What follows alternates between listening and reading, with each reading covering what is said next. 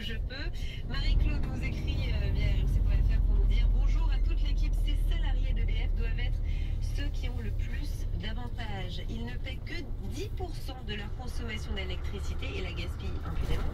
Le syndicat a 1% de ce qui nous est facturé. À la retraite, ils ont 95% de leur dernier salaire. Et si le couple travaille à EDF, lorsque l'un décède, le survivant a la totalité de la retraite que son conjoint touchait. Alors que dans le privé, si on compare, le survivant n'a que 50% et encore, il ne faut pas qu'il dépasse un certain seuil. Maintenant, nous apprenons officiellement qu'ils travaillent 100 heures de moins par an que ce qui est noté sur leur contrat. Mais pour qui prend l'État et ses profiteurs? Bravo en tout cas à la Cour des comptes. Je vous souhaite d'arriver à vos fins, nous dit Marie-Claude.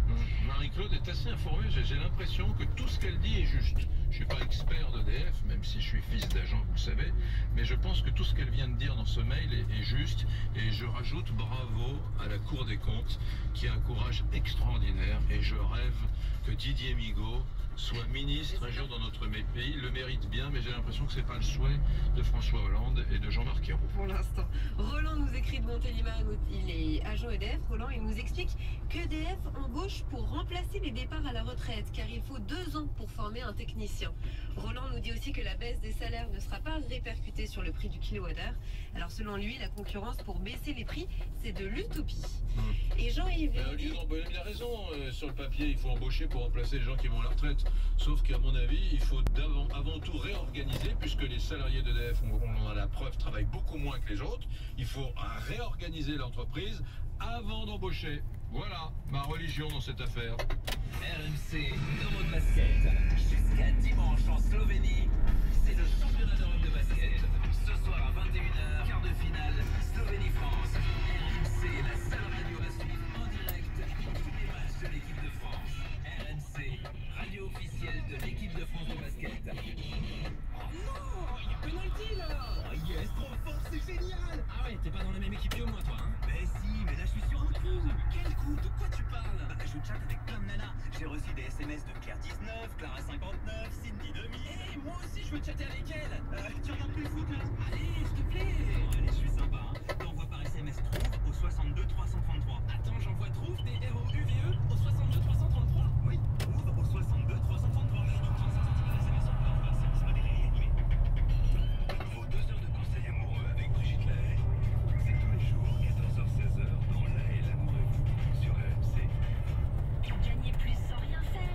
Envoyez cash CASH au 71003. C'est 1500 € par mois pendant un an. Cash au 71003. Oui, vous avez bien entendu. C'est peut-être 18 000 € pour vous en un an. Envoyez cash CASH au 71003 et c'est 1500 € par mois sur votre compte. Enrichissez-vous en vous amusant. Cash au 71003 et c'est peut-être 1500 € par mois. Shortcode 4 fois 50 centimes par participation plus code du SMS. Pas le temps d'écouter la radio aujourd'hui?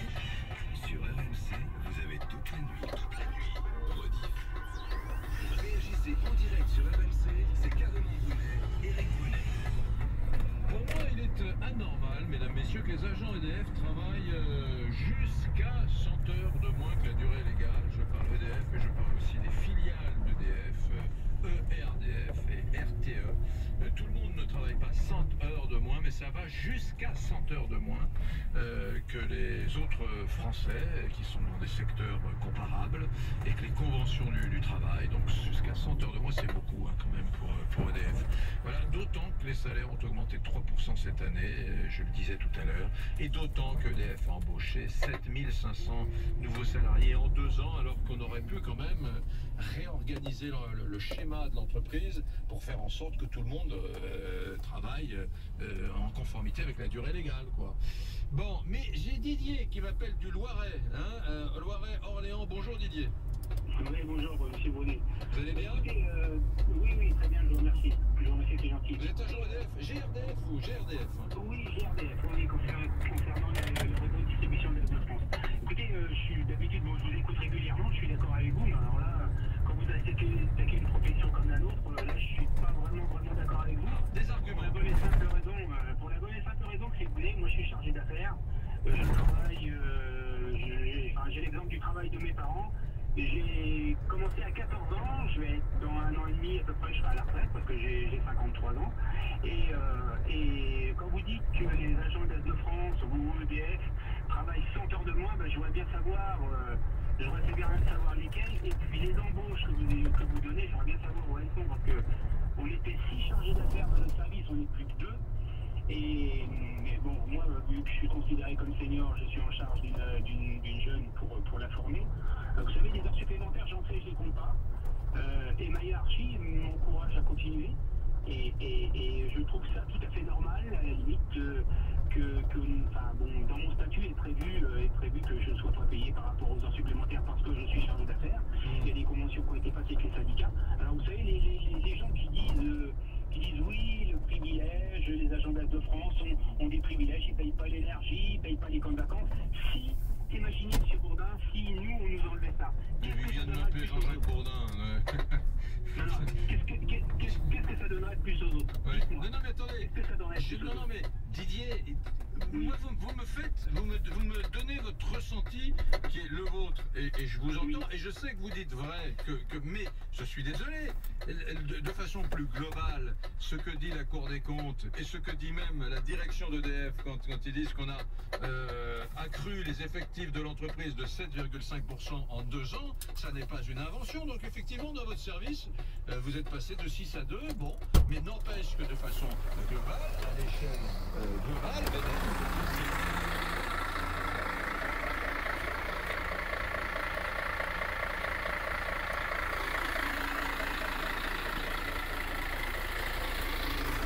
de façon considérable, voilà, et puis une durée effective du temps de travail très en dessous de la moyenne des conventions collectives. Qu'est-ce que vous voulez que je vous dise, Didier? Vous, ça représente pas effectivement, apparemment, ce qui se passe à EDF.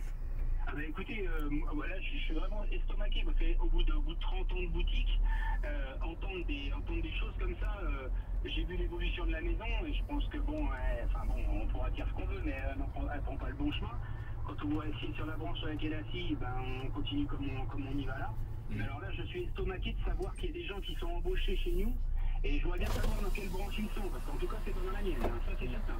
Et alors, quand vous me dites, écoutez, rapport de la Cour des comptes et chiffres confirmés par la direction d'EDF, mais dites-moi, Didier, quand vous dites on scie la branche, on ne prend pas la bonne direction, dites-moi plus en quelques secondes. Écoutez, c'est une externalise de tout le travail.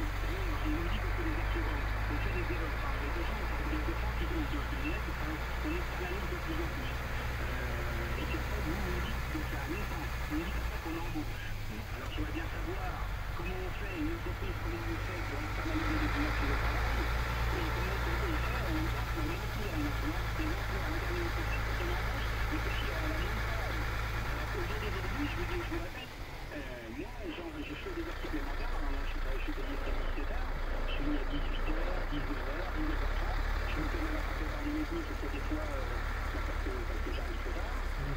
Le matin, j'arrive à 7h30 au travail, et si je ne fais pas une charge de travail comme ça dans ma journée, eh bien je ne peux pas faire mon travail au quotidien, je ne peux pas le faire comme il faut. C'est là où je dis, je ne comprends pas. Didier, il y a des principes collectifs qui se dégagent, et il y a par ailleurs, vous, je ne suis pas en train de dire que vous êtes exactement calqué sur le modèle social d'EDF, mais j'entends bien, moi, mon papa qui était à EDF travaillait 12 heures par jour, je ne dis pas que... Je dis simplement que c'est une entreprise de 70 000 personnes quand même, donc voilà, il y a des tendances qui se dégagent. EDF a accru ses effectifs lors des 2 dernières années, je le répète, plus 7,5%, ce qui représente environ plus 9 000 embauches lors des 2 dernières années. Je n'avoue pas, je ne sais pas, mais est-ce qu'il n'empêche que...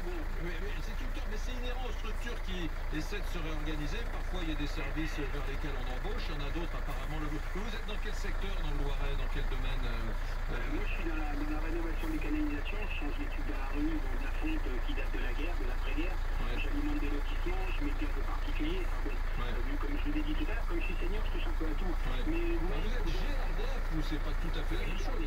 Non, non, enfin bon, vous savez, la branche était commune, on les a séparés, on a fait tout ça, bon, c'est anonyme. Bon, enfin, je me considère en même temps agent EDF, GDF, hein, je me considère comme tel. À l'ancienne. Vous n'avez pas répondu à ma question. Si nous, on nous enlevait le tarif agent, et si on nous enlevait, comme vous aviez profité quand vous étiez plus jeune, les camps de vacances, etc., qu'est-ce que ça mettrait de plus aux gens après? Derrière, qu'est-ce que ça leur donnerait de plus? Mais non, mais je vais vous répondre tout de suite. C'est-à-dire que ça fait partie des privilèges qui, lorsqu'ils sont appliqués à 70 000 salariés d'EDF aujourd'hui, plus à des dizaines et des dizaines de milliers de retraités, alourdissent considérablement le coût de la facture. Donc, pour répondre à votre question, qu'est-ce que ça amènerait aux gens? Ça amènerait une facture un peu moins élevée. Et si on ajoutait à cela d'autres, un peu plus d'efficience dans la gestion des personnels d'EDF, peut-être un peu moins d'embauche, peut-être faire travailler tout le monde au taux horaire requis par la convention collective qui est de 1607 heures.